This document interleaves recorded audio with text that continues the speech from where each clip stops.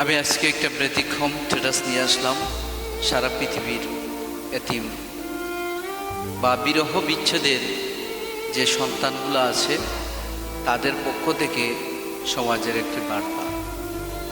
মা তুমি সুখে থাকো, আমি চোখের পানি লুকিয়ে বেঁচে আছি। মা, ও মা তুমি সুখে থাকো, আমি চোখের পানি লুকিয়ে আজও বেঁচে আছি। মা তুমি আমাকে 4 বছর বয়সে ফেলে গেছো। যখন আমি মা বলে হাঁটি হাঁটি পা পা করে হাঁটি, কিছুই শিখলাম। যখন আমি কাঁদলে তুমি কুলে নিলে, ঠিক তখনই তুমি আমার পাশে নাই। তুমি আমার অন্য কারো জীবনে ফেলে গেলে, তুমি হয়তো এখনো সুখে আছো, নয়তো সংসারে নতুন মাঝে মাঝে।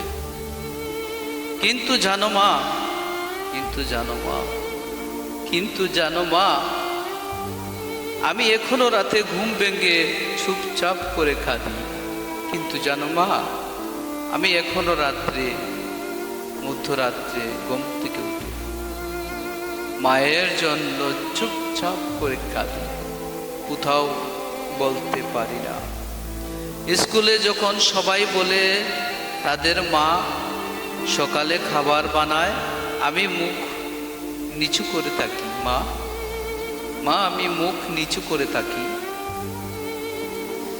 আমার সকাল খাবার দেয় আমার সৎ মা। তুমি কি জানো মা, তোমার বুকের দুধের খর্ণ আমি। তুমি কি জানো মা, তোমার বুকের দুধের খর্ণ আমি এখনো শোধ করতে পারিনি, অথচ তুমি এত তাড়াতাড়ি খর্ণ থেকে পালিয়ে গেলে মা। তুমি কি জানো মা, তোমার জন্য আমার বুকটা কাঁদে। তুমি কি জানো মা, তোমার জন্য আমি হাসতে পারি না। তুমি কি জানো মা, উঠতে গেলে তোমার কথা মনে হয়, বসতে গেলে তোমার কথা মনে হয়। মা, মা কথাটি যেন একটা নিয়ামত হিসাবে সমাজে আসছে মা। আমার কি দোষ ছিল মা, আমার শৈশব কাল তুমি কেড়ে নিলে। ওগো মা আমার,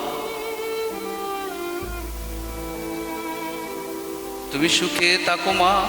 শুধু যদি কোনো রাতে একবার আমার কথা মনে পড়ে, তাহলে আল্লাহর কাছে আমার জন্য দোয়া করো মা। আল্লাহ যেসব সন্তানদেরকে মায়ের ভালোবাসা থেকে বঞ্চিত না করেন, সবাই বলেন আমিন। আল্লাহ যেন সব সন্তানদেরকে মায়ের ভালোবাসা থেকে বঞ্চিত না করেন। সবাই বলুন একবার প্লিজ আমিন, আমিন, আমিন।